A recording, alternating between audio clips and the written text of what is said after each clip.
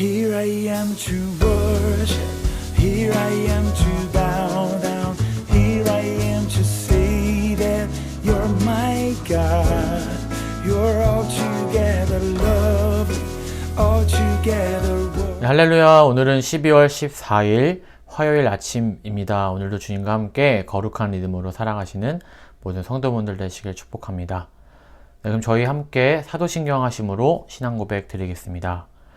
전능하사 천지를 만드신 하나님 아버지를 내가 믿사오며 그 외아들 우리 주 예수 그리스도를 믿사오니 이는 성령으로 잉태하사 동정녀 마리아에게 나시고 본디오 빌라도에게 고난을 받으사 십자가에 못 박혀 죽으시고 장사한 지 사흘 만에 죽은 자 가운데서 다시 살아나시며 하늘에 오르사 전능하신 하나님 우편에 앉아 계시다가 저리로서 산자와 죽은 자를 심판하러 오시리라.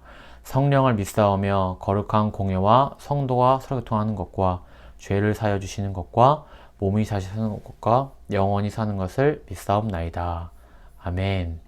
네, 오늘 저희에게 주신 하나님의 말씀은 욥기 34장 1절에서 20절의 말씀입니다. 네, 제가 봉독하겠습니다. 엘리후가 말하여 이르되 지혜 있는 자들아 내 말을 들으며 지식 있는 자들아 내게 귀를 기울이라.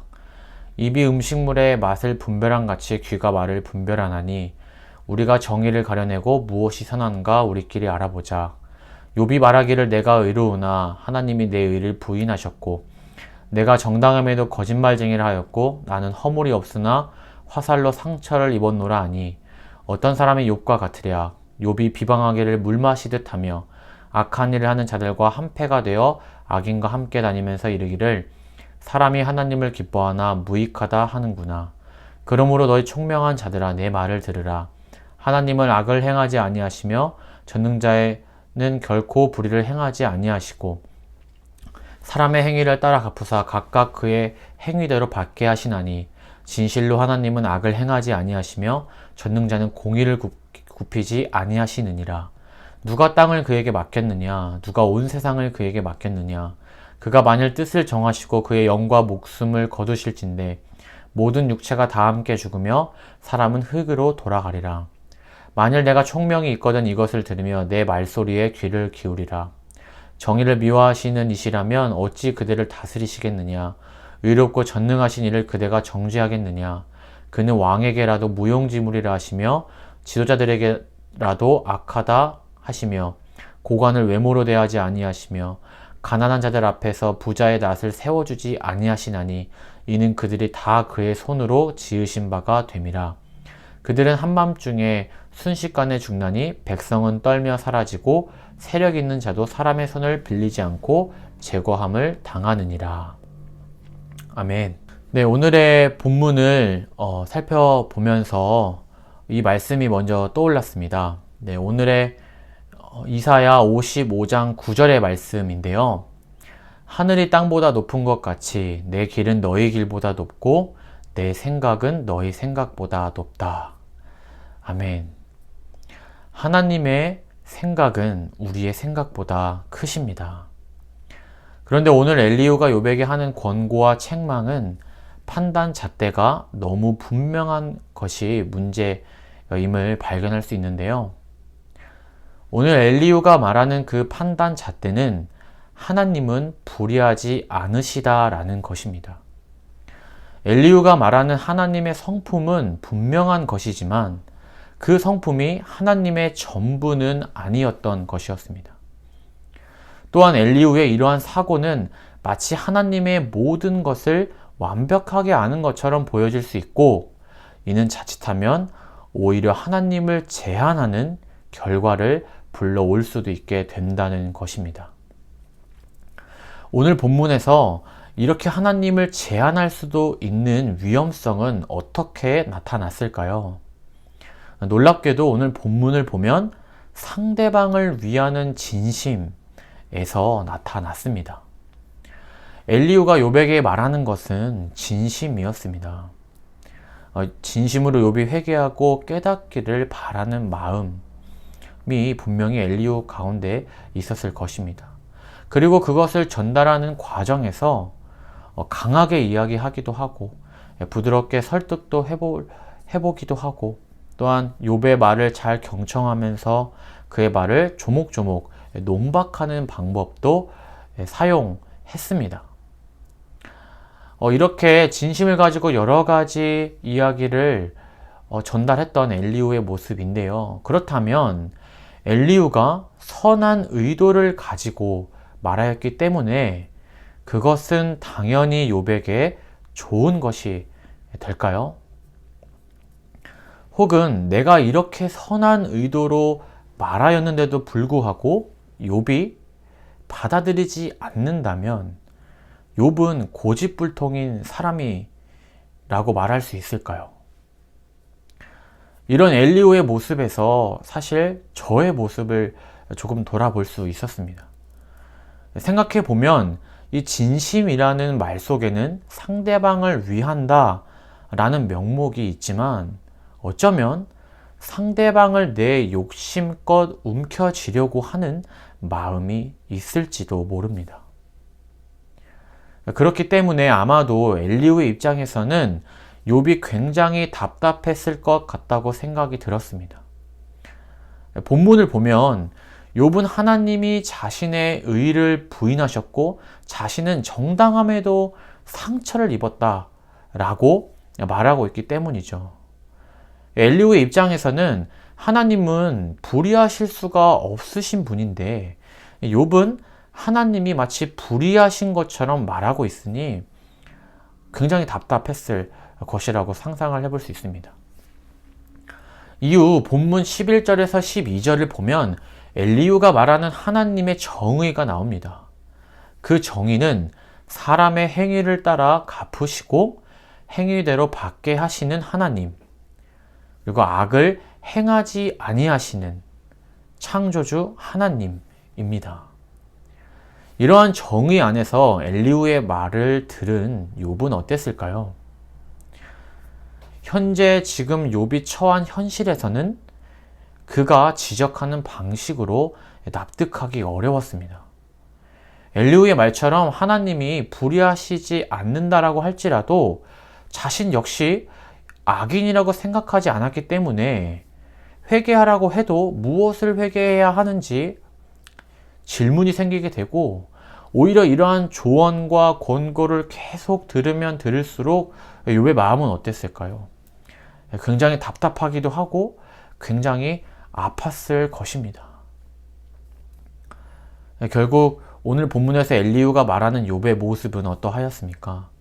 본문 7절을 보면 어떤 사람이 욥과 같으랴 라고 말하는 엘리후의 모습이 있습니다. 이것은 다소 조소와 빈정 섞인 말을 하는 듯한 뉘앙스로 말을 한 것이죠. 이 말을 한 이후 엘리후는 그는 악한 일을 하는 자들과 한패가 되어 악인과 함께 다닌다라고 욥에 대해 말을 합니다.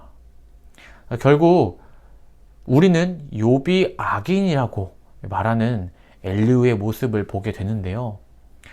그렇다면 오늘 본문에 나타난 엘리후에게 아쉬운 점은 무엇일까요?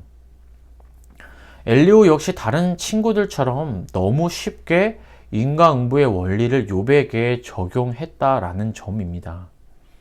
이렇게 쉽게 적용할 수 있었던 것은 무엇이었을까요? 엘리후 자신 안에 있는 지나친 자신감과 논리의 확신, 그리고 욥을 향한 진심이었습니다. 그 결과 욥을 단정하게 되었고 뿐만 아니라 하나님을 제한하는 그러한 결과를 불러왔습니다.